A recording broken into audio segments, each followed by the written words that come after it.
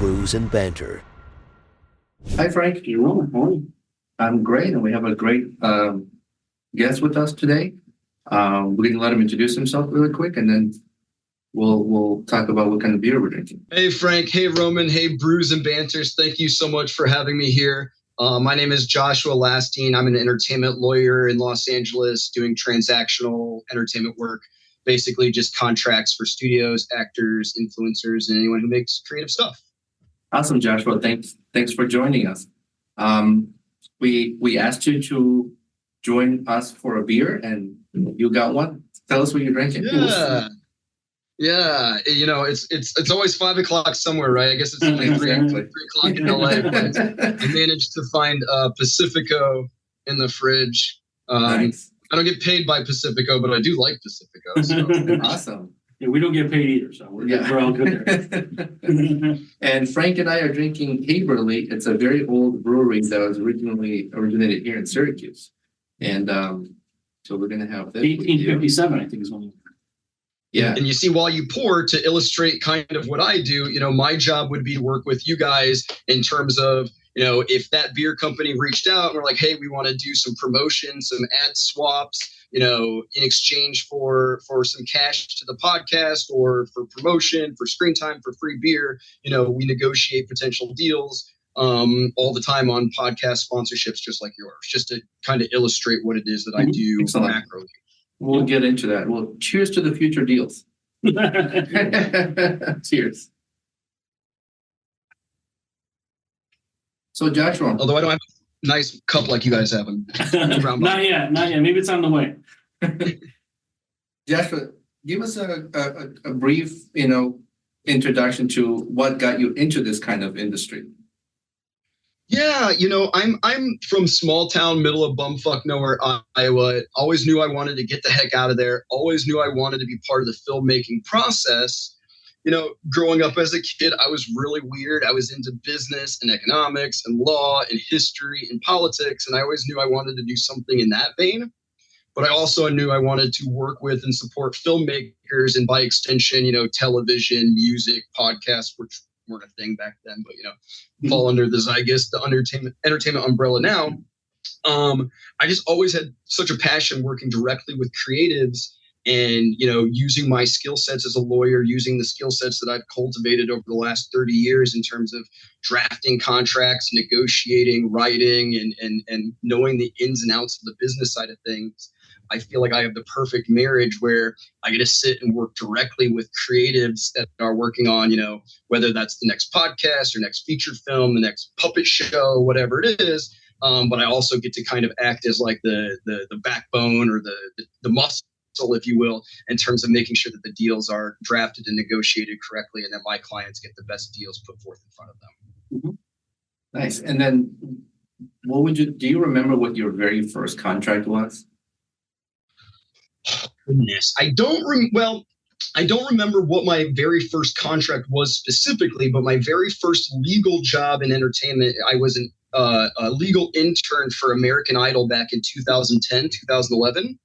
And in part of that, you know, they record the show and then they use music, right? They use Bon Jovi, Living on a Prayer, multiple times throughout the season of the show. One guy might be singing it as far as his visual vocals. If he's a contestant, they might have Bon Jovi play a special performance of his song. They may have the music in the background when they're like doing cutaway scenes or something like that. My job was to literally watch the show with a stopwatch in hand, time out how much time was used of each particular song, jot it down and record it, and make sure that the corresponding music licensing contracts between the show and the music publishers and the record labels themselves accurately reflected the usage time, that the fees were correct, and that we were using these particular songs or this particular music in these individual particular episodes. So not specifically what song or deal in particular, but I do remember, I think that season, Philip Phillips won. He was singing Have You Ever Seen the Rain? And I just had to listen to that song over and over and over again. because he won the season. So in every episode, they play him back playing that song, and his progression throughout the season is just like, so my very first foray into entertainment, business, and legal affairs was at American Idol doing music licensing. Have had a wide variety of experience since then. I do animation, I do podcasts, like I mentioned, live action television, studio feature films, indie feature films, Instagram influencers, OF content creators, anyone who sits in front of the camera or behind the camera to make content, and they, have a contract that goes into it. They're getting paid some cash. My eyes are on it, and making sure that it's accurate. Sure. So did you represent American Idol or the contestants themselves as well? Or did they I represented the show. I represented American Idol. Okay. So part of the corporate business and legal affairs structure, my job is to make sure that all the music was contracted and reported for, and then I turn that over to the accounting department to make sure that all the record labels and publishers got paid for the songs that are used on that show. What do you do with the contestants who have like an original song? Is there like a copyright contract before they perform that song? So usually, and it's been a minute since I've familiarized myself with those particular contracts, so I can just kind of tell you in general what an unscripted music-like show would include. But usually, if there is songs written for a contestant in connection with that specific show, the show themselves would in fact own the songs, because largely they would be putting up the writers that would help the contestant write the song. They'd be putting up the recording studio and the sound machines and everything needed to record that particular music. So if it's something, that the contestant is working on directly in connection with that show, the show is going to own it outright.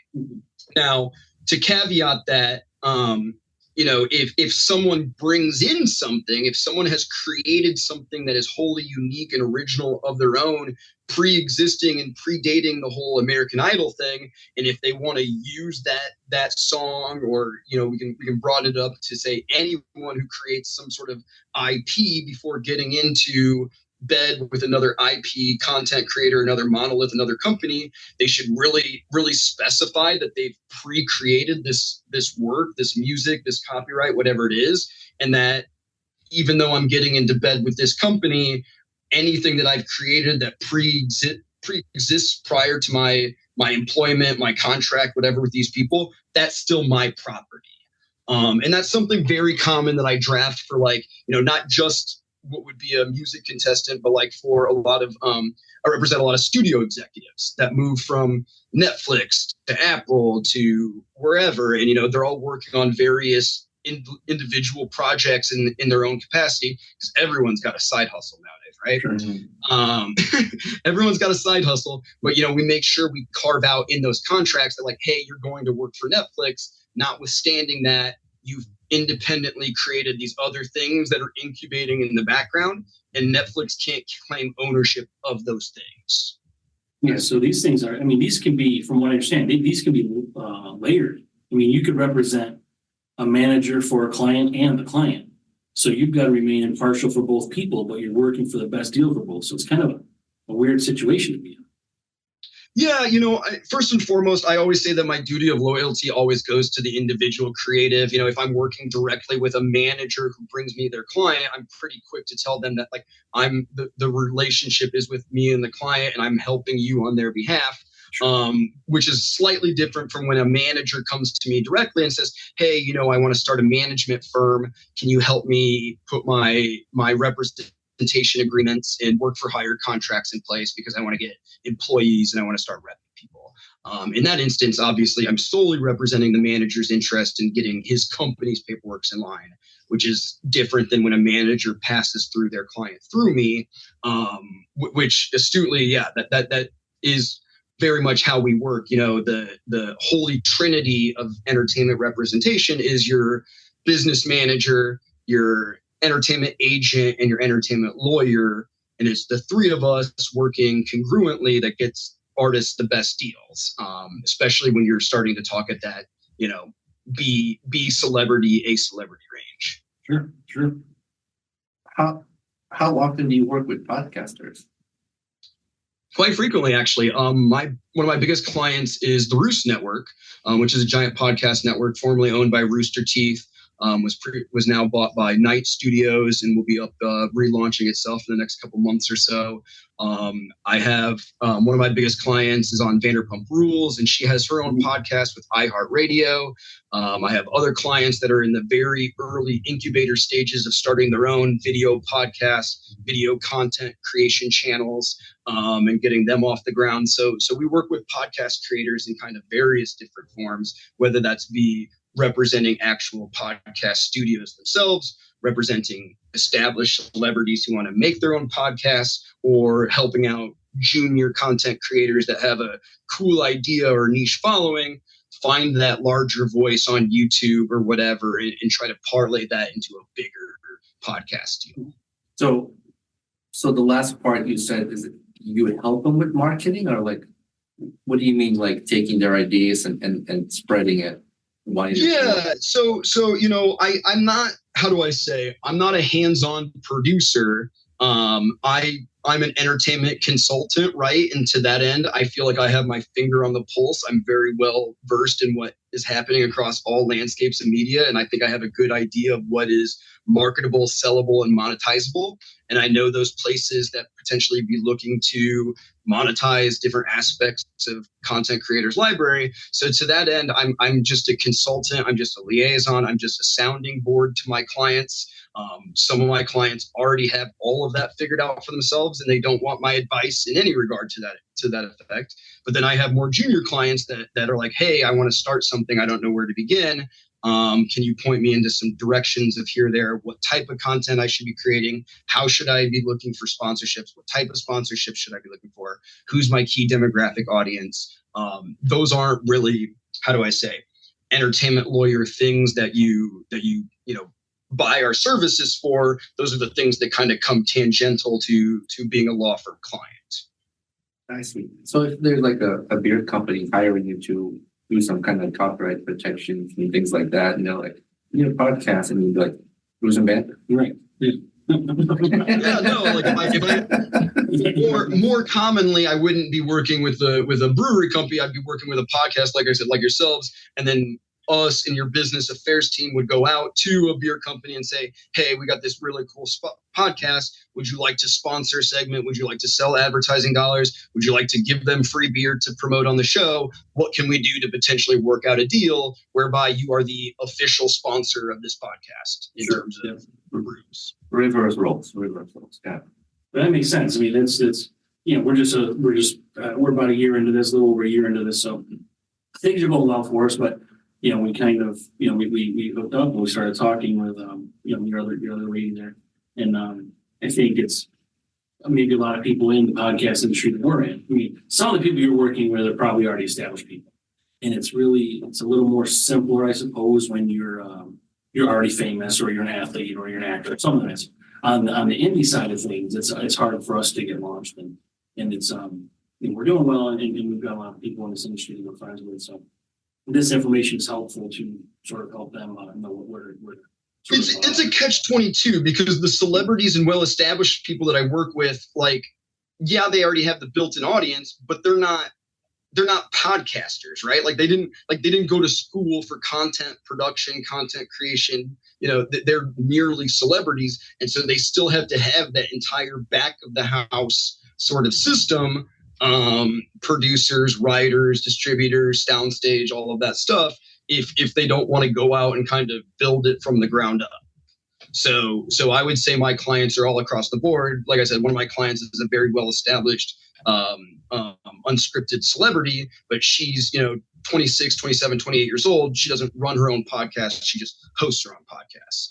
It'd be very different from a junior content creator who's trying to build their podcast from the ground up, who has experience, producing content and writing content and just being a more grassroots content creator, if you will. And this is the young lady, I think, probably just started in maybe January or so. Is that what? Yeah.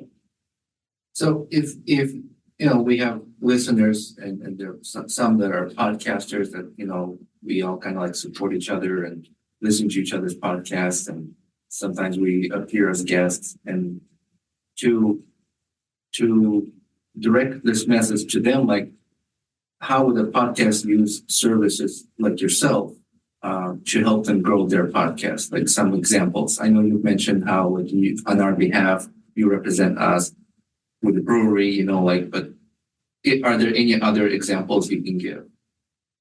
Yeah, so I've identified a young girl on TikTok who I think is really talented, and she's got a very small YouTube following that she takes the content from YouTube and puts it on TikTok. And we're exploring ideas, bouncing ideas off of one another in terms of starting a video podcast, because I think that she would do very well and that would translate very well on screen. So right now it's the process of trying to build out macroly what that would look like, finding her a writer, producer, someone who knows how to kind of move the ball a little bit more forward within my wheelhouse, my Rolodex, and the three of us collaborating and figuring out how we want to potentially build that out, that video podcast. See, so I guess when you start a podcast, from our experience, there's so many avenues that we take in entertainment, social media, marketing, that we always question, like, well, are we doing this legally? Are we breaking any laws here? Are we going to get sued? Are we going to get like a letter, cease and desist?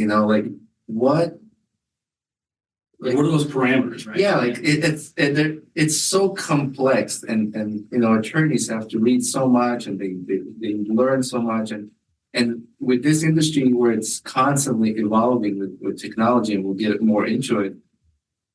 Like, what's your recommendation? Like, what would you say that what should we do? Like, how do we? We should hire Joshua. Yeah.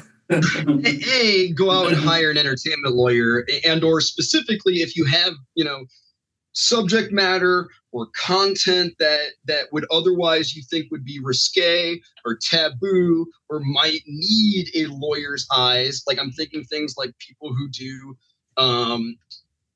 not necessarily health and not necessarily beauty, but more like health related podcast content. Health-related podcast content, financial advice. These are things that, like, generally you don't want to be making statements about in a very broad sense, right? Yeah, broad sense, or in a very risque way. You want to make sure that you're buttoned up and that you're not essentially giving people financial advice or medical advice or any sort of legal advice. Those are like bugaboos that I would look out for right away. Obviously, third-party content, third-party IP. You're not technically allowed to show anybody else's, logos, trademarks, or intellectual property on a video podcast. So, like, if I pull this Superman out, I should technically blur the Superman logo. There are all these rules, caveats, and exceptions, and podcasts kind of fills this little gray void area where it's like, you have podcasters that, like Joe Rogan, who you got millions and millions of viewers, and they have to be extremely buttoned up in terms of what they put out because they have all the eyeballs that can bring litigation, versus smaller content creators. Maybe there's not as much exposure in terms of viewership, so they can get away with a lot more. And then with podcast creators in general versus like television and film, you guys always have the ability to control your episodes, right? Like, you can take down any episode anytime that you want. Usually that's what will happen more or less when you get legal complaints as it relates to digital content, podcasts, YouTube, Instagram, things of that nature. But when it comes to film and television, you're imprinting that on physical copies of DVDs, CDs, records, whatever it is. You're putting that out through digital links, through PVOD sales, or through SVOD downloads and distribution.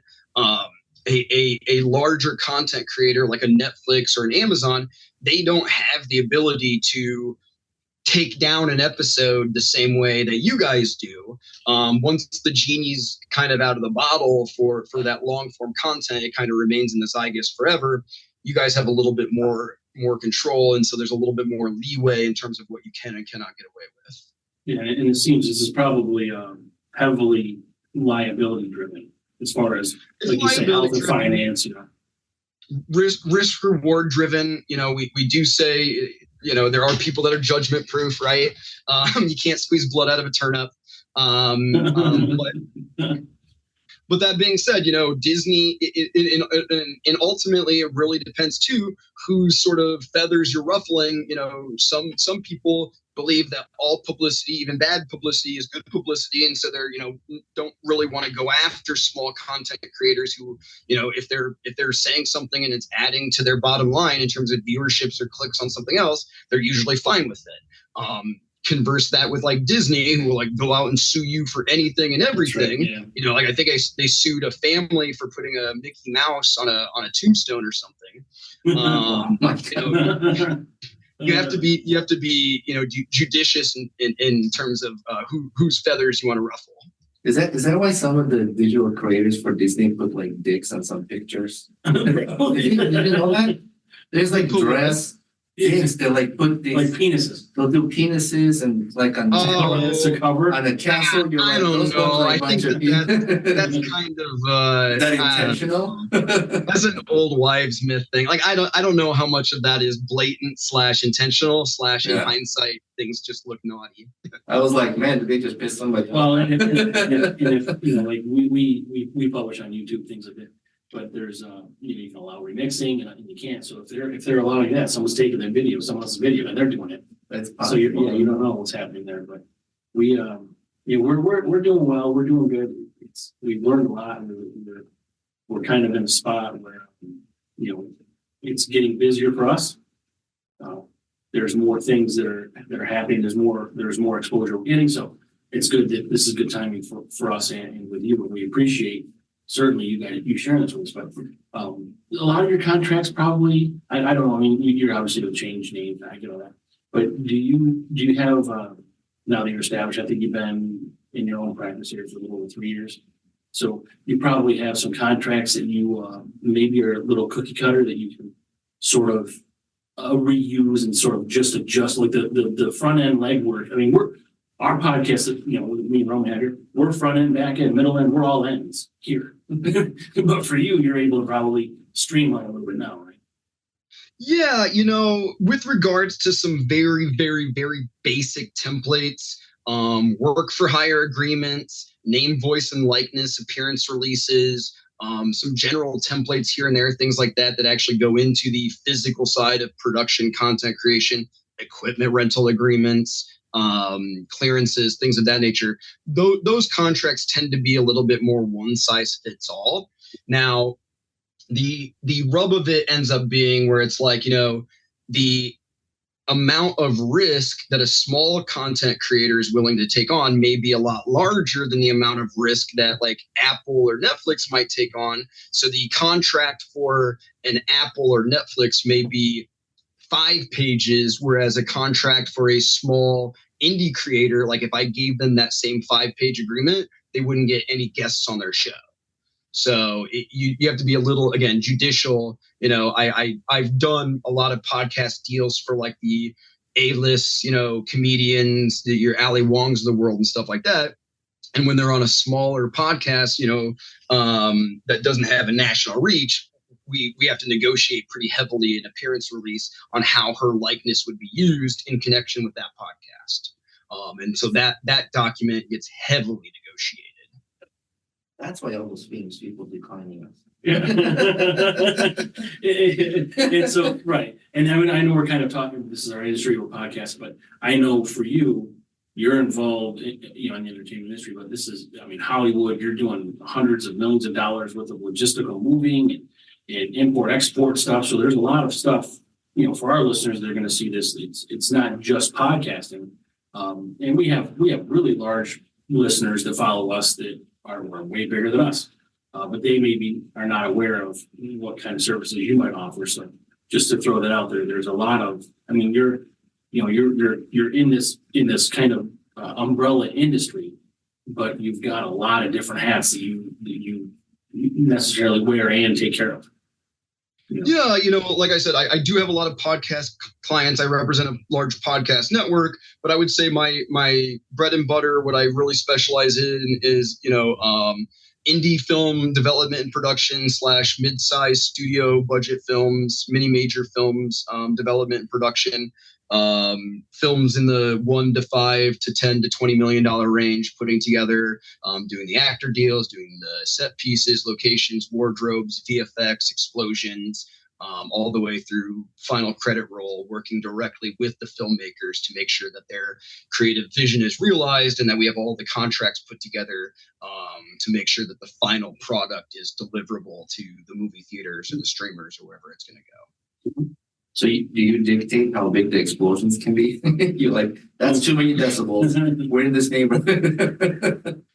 No, but I do make sure that if we're sourcing somebody with explosions or something like that, we don't go with the guy that's like, oh, we're gonna do a backdoor handshake deal for these explosions and put nothing in writing and have nothing on paperwork, because that's how we used to make films in the 80s. We have to be a little bit more buttoned up, and liability is a lot more, how do I say, obvious nowadays. When you're working with a Netflix or an Amazon or an Apple, the appetite for risk is much smaller than it used to be making TV shows in the 80s and 90s. But we're a very litigious, world for that matter, but specifically country. Yeah. And you could get a coffee that spills on you, you burn yourself, and now you get all this money because. Well, here's a good example with Alec Baldwin movie. Yeah. Right. Hey, that McDonald's coffee cup case, I'm teaching it tomorrow night in my entertainment business law class. It's a tort case, and it's a good one because, that woman sustained third-degree burns across her entire body. Mm. And what the facts of the case lend to show is that McDonald's was warned heavily that their coffee was overly heated relative to their competitors by over 100 degrees. Wow. So they knowingly were serving coffee that was 100 plus degrees warmer than the coffee at Starbucks or Subway or Come and Go. So that case is often touted as being like, oh, we're a nanny state, we're protecting people from lawsuits. But it's really more of a case of like corporate, you shouldn't have done that. You were well advised and well aware that your coffee could sustain these levels of immediate third-degree burn injury that other coffees couldn't cause, because just by virtue of not being hot enough. And McDonald's excuse: customers like their coffee hot. Well, see, and we both small business owners, but I come from a background where I'm familiar with hazardous materials and I do import export stuff, but it's different when you can boil an egg in your coffee, or if you are shown to know and then intently ignore, that is mega bucks. When you're told you're not supposed to, someone's warned you about this and someone said this is gonna be bad, and then you just don't do it. Now when it happens, you're screwed. That's got to be negligence, right? It's extreme negligence. It's gross negligence. It's 100 degrees. Coffee is what, 120, 115 degrees? Yeah, and I think they were serving it at around 300. Oh my God. How did the cob didn't catch on fire? To expand upon that, from the coffee cup case, we go and we talk about Jack in the Box in the 90s, because very similarly, if you remember the E. coli scare with Jack in the Box in the early 90s, right. Jack in the Box out of Seattle, out of Washington, there was a public health mandate that all fast food companies had to cook their burgers to an internal temperature of X amount of degrees. And Jack in the Box had been put on notice several times by the Washington health authorities, Food and Drug Administration or whatever, that they were not following code. And there was several memos, internal memos back and forth, essentially saying we're going to ignore this rule because the internal temperature that they want us to reach is going to make our burgers taste like tar or something like that. So again, going back to you were blatantly warned and chose to ignore it. A bunch of kids died because of E. coli.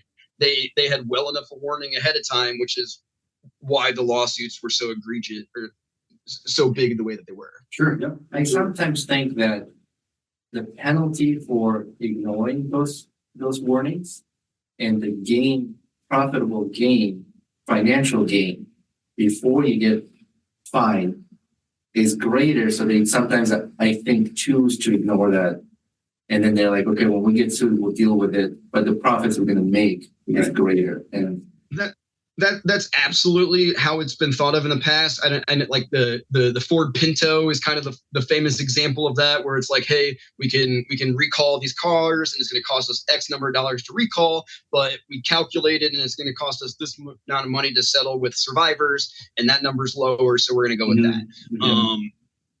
I would hope that in 2024, buyer consumer transparency is such that businesses would see that as a short-term gain versus the long-term exposure to like my generation. We're very much like we make our purchasing decisions based on the perceived moral, ethical value of those companies. So exchanging short-term, monetary gains for long-term unethical, the long play, like hopefully that's something of a thing in the past. Although, we just had 2 Boeing whistleblowers die. No explanation. We just talked about that like 2 nights ago, but this is what happened. You see a lot of these people now, and we've talked about we support USA made stuff and veterans and a lot of these, important causes to many people. But you'll see people that'll pay a little more for USA made stuff, or people that maybe want to support the smaller non-chain industry because those are the people that are making this mega dollars, and you're never going to get away from it. There's always going to be change. You're always going to have these big Apples and Microsoft and all these guys, but it's difficult for the small person to survive in that. And this isn't new to people, but this is kind of what we're trying to help with and on the craft beer side of things. But it's not just beer. We talk about all kinds of small businesses and your small business, right?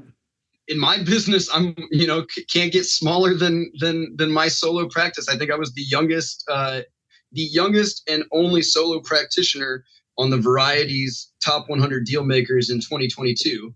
So I'm competing with law firms that, represent like Ali Wong and Brad Pitt and Nicole Kidman and stuff like that. And competing, not competing with, I guess, but working against the Netflix, Apples, and Amazons in the world. I'm a solo practitioner.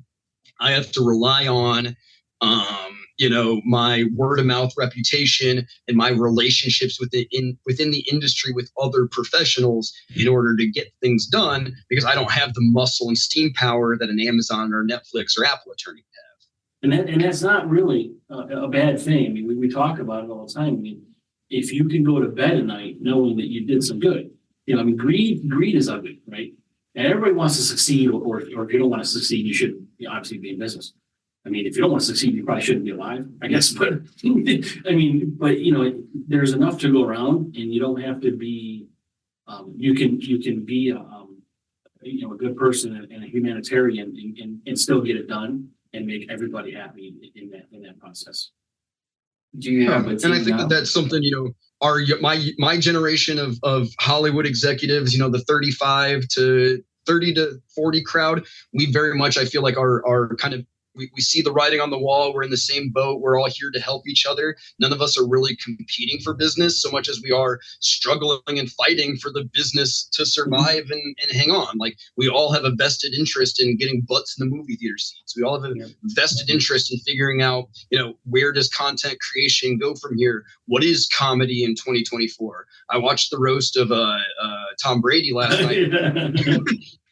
Comedy's still around. We just got to figure out what it looks like in 2024. Yeah. Actually, I listen to Joe Rogan a lot, and it sounds like he's got a pretty cool club set up called Mothership, and his consultant or advisor was Louis C.K., and he on his podcast said, whatever Louis C.K. told me to do, I did, and everybody loves my comedy club. And I think what he's doing in Austin is, he's keeping that comedy alive, like you said, still around. And I wanted to kind of like touch and go back a little bit, touch on things that we say or post on social media or YouTube as podcasters and as content creators. And one of the examples is I sometimes will mention things that I read in the news. We have to mention source or if it's posted and it's free online, you can mention it? So here's the thing. Copyright infringement is copyright infringement regardless of whether or not you give the source credit. Copyright infringement is literally taking a copy of someone else's protected work and doing anything with it, recreating it, creating a copy in any way, shape, or form. So those people who repost other people's content on social media, on Facebook, Instagram, or YouTube or whatever, and they're giving credit to the underlying authors, that's really nice of them to do, but that doesn't in any way protect them from any sort of copyright infringement. Now, there's a behavioral psychology component to that, where the person who you are quote unquote infringing, like, they're going to, see that and be like, oh, thank you. You gave me this credit. I now am not being, left out of the conversation in any way. Maybe I'm not making money off of this thing, but like, I'll take the credit. There you go. And I mean, a lot of it has to do with there's the law, but then there is industry custom standards and practices. And like the photography modeling community has their own kind of like code of conduct in which they operate. Now, does that prevent someone from initiating a lawsuit? No way.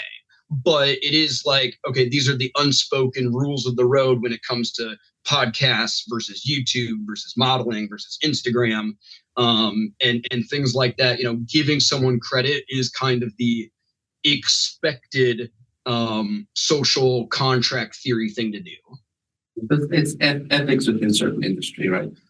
Yeah, it's more ethical, and from that perspective, you get a plus one, a brownie point. But from a legal perspective, just because you give somebody credit doesn't mean you haven't committed copyright infringement and that they can't sue you. They still very much could.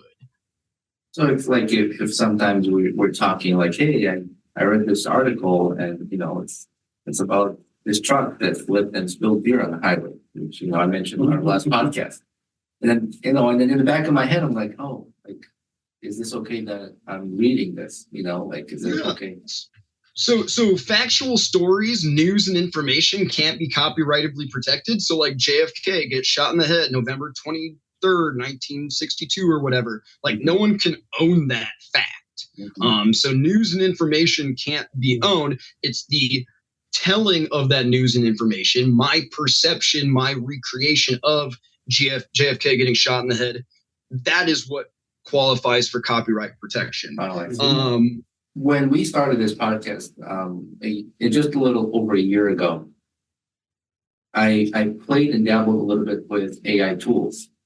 And can we get into AI, or is it too early? Yeah, no, okay. I'd love to talk.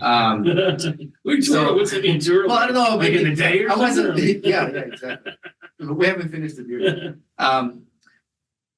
I played with those tools a little bit, and within the year, it's amazing how fast AI technology has grown and has affected content creators, and not only content creators, but it seems like musicians, actors, podcasters. They can redo a voice. Yeah, so there, and I try to stay up to date on AI development. And I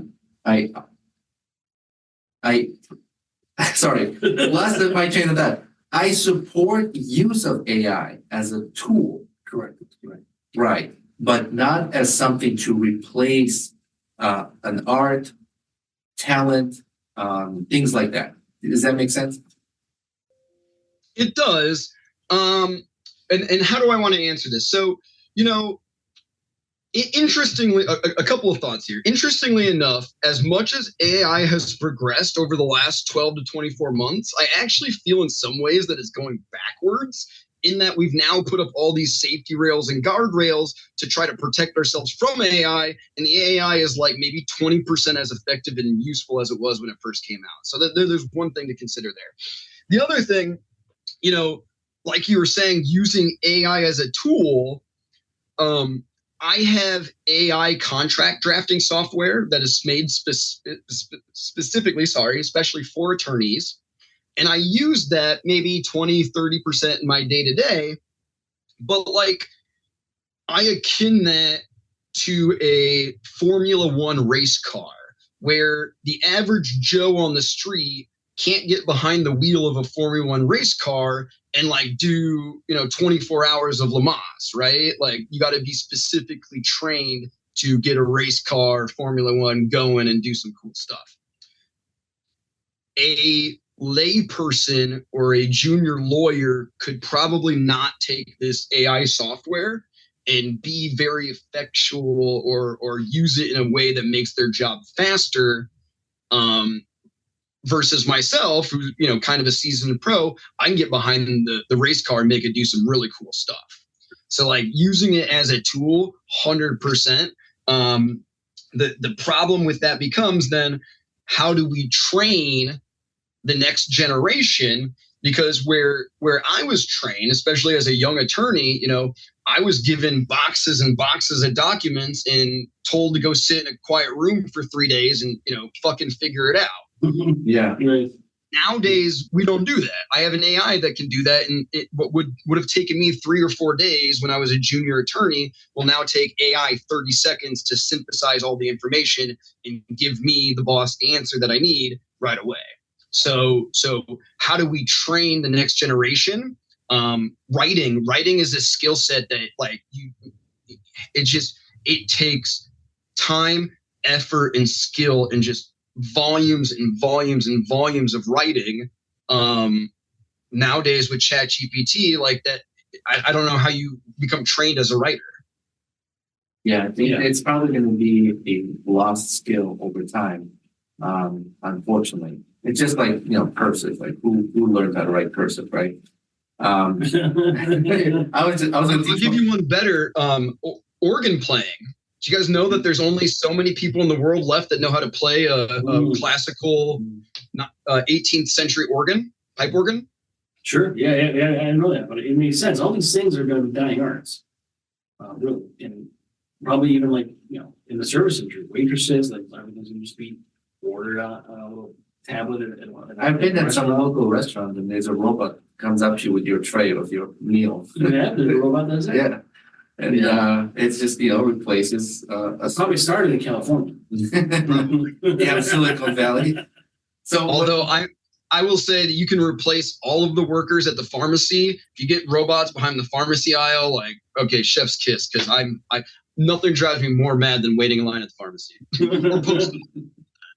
Yep. Get that line moving faster. Get that line moving. So I agree with what you said, how you need the tool, the AI tool to be efficient, but you still need a professional to polish the finished work. And, our sign is an example of, I use an AI to get a basic design of it. Yes, sir. And then I had to go use other software tools like photo editing and some of my creativity, and tweak it to make it so that it is what I'm looking for. Because no matter how you code it or you write it, AI is not going to understand your thoughts or what you're thinking or what your vision is. Yeah. However, with the fast progression of AI, and I don't know how much you have followed or know, but AI can now, with just maybe 6 to 10 sentences of a person reading something, can now use my voice and use it for an advertisement purposes. So how is that protected? Or there's AI softwares that can take an Eminem rap style and create your own rap with Eminem's style. So like, what's your opinion on that? Yeah, so I'll back up and I'll tell a longer story I'll go a long way to make a short point. But when I was in high school, our cell phones were still pixelated, right? They're like giant bricks, and like you couldn't take a picture. You could play Snake, and you could like maybe make an image. You could spell boobs with like the pixelated calculator or whatever, but you couldn't send high definition images and videos to one another in real time. Fast forward past college and going into law school, now in law school, we have the technology to instantly send videos and text messages and images to one another. And within the first year of law school, we start hearing about these new laws that have never existed before, aka laws to protect against revenge porn, right? The sharing of explicit photos in real time in high definition. It wasn't really a problem that we as humans had faced in a meaningful way until the technology got to the point where it became an issue. Where I'm going with that is that we need legislation to catch up to where technology is. In particular, what you're talking about with like creating, deep fakes and things like that. There is no federal national right of likeness. There is no federal national right of privacy. Every individual state handles its own right of likeness laws individually. California being the most protective, but generally speaking, that kind of comes into two regulated forms. Regulated from the aspect of commercial speech. So, like, if you're making a buck off of somebody else's name, voice, or likeness, you're gonna get in trouble.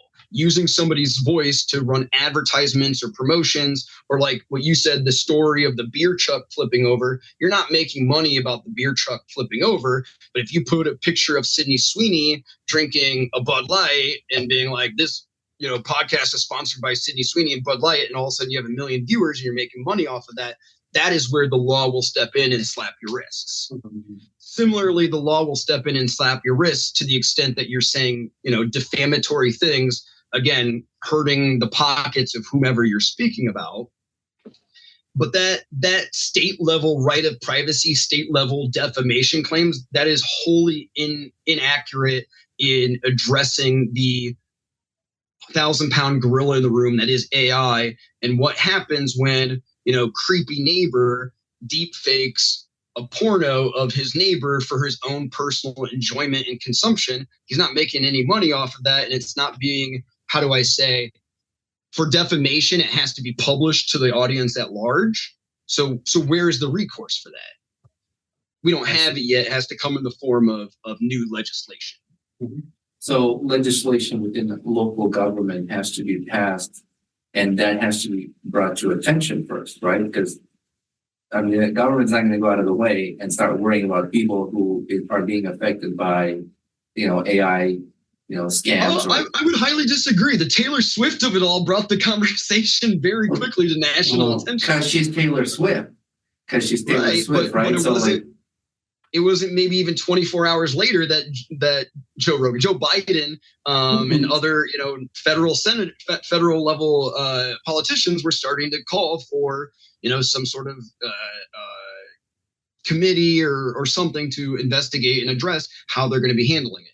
There are many states that are enacting their own miniature AI laws. I know Nashville has a Elvis Presley Act that I don't know the ins and outs of it particularly, but it helps shield individual rights against AI law or AI technologies.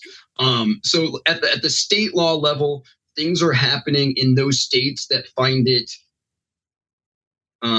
pertinent to address. Nashville, they got a lot of singers, so they're going to address it there. New York, California, Florida, they'll probably have laws on the books to address it there. But Iowa, going to be a while until the state legislator in Iowa really cares enough to make a law about deepfakes or AI.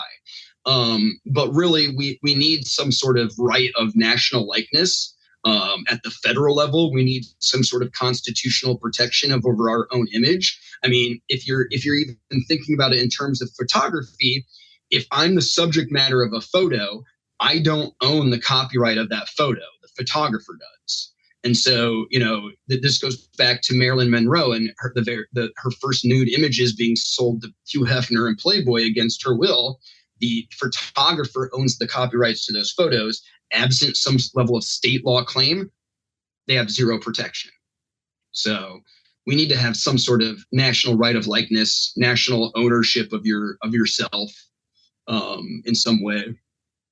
I thought there were laws put in place to protect people, like from photography and taking content that you would make money off of. So like if I hired a model to shoot some product or something, I had to have her sign a form giving me consent that I can use her photos for marketing. Every fact and circumstances is very different. If the model is not famous and she didn't sign any agreement with the photographer, technically the photographer owns that copyright and he can monetize the photo any way he sees fit. Now, if it's a picture of Sydney Sweeney, she obviously has a lot more clout and a lot more manpower behind her to say, oh, you're only using this image because it's Sydney Sweeney, and therefore you're profiting off of Sydney Sweeney's likeness versus the artistic value of the photo itself. Right? Because think about it. If I take a picture of a baby and I sell it for $1 million, is it because the baby's famous or is it the artistic value of the baby? That's a sliding scale, you know. You get a very famous photographer and a very famous subject matter. What makes the property famous is left to a question. Mm-hmm. And so recently there have been protests in Hollywood. Have they been related due to the AI and how it affects them? And what do you think of that? So you know, we had two very large strikes over almost the entirety of 2023. Both the Screen Actors Guild and the Writers Guild of America for actors and writers went on strike in part because of these AI issues.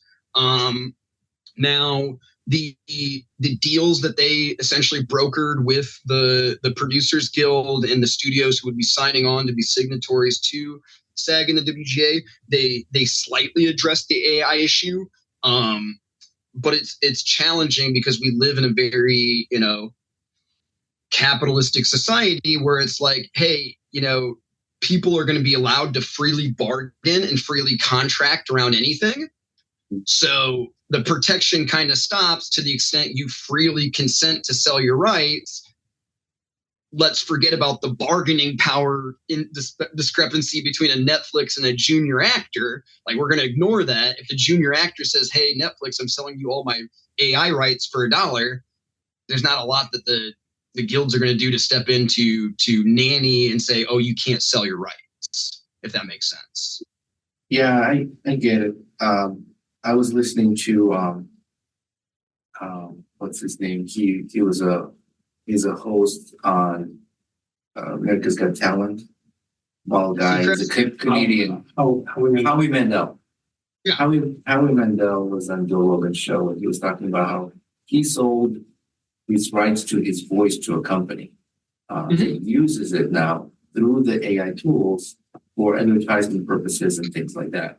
So is that kind of what you were talking about? Yeah, you know, the smart celebrities will get out ahead of it and they'll say, hey, this is an easy way for me to monetize myself without having to actually be present, right? Like, again, going back to Sydney Sweeney, she can, you know, sell her voice to sell Coca-Cola commercials. If she doesn't have to show up to a sound booth, that means she's getting paid and she can go work something else and get paid at the exact same time, right? Mm-hmm. So yeah, high-profile celebrities have a large incentive nowadays to figure out a way to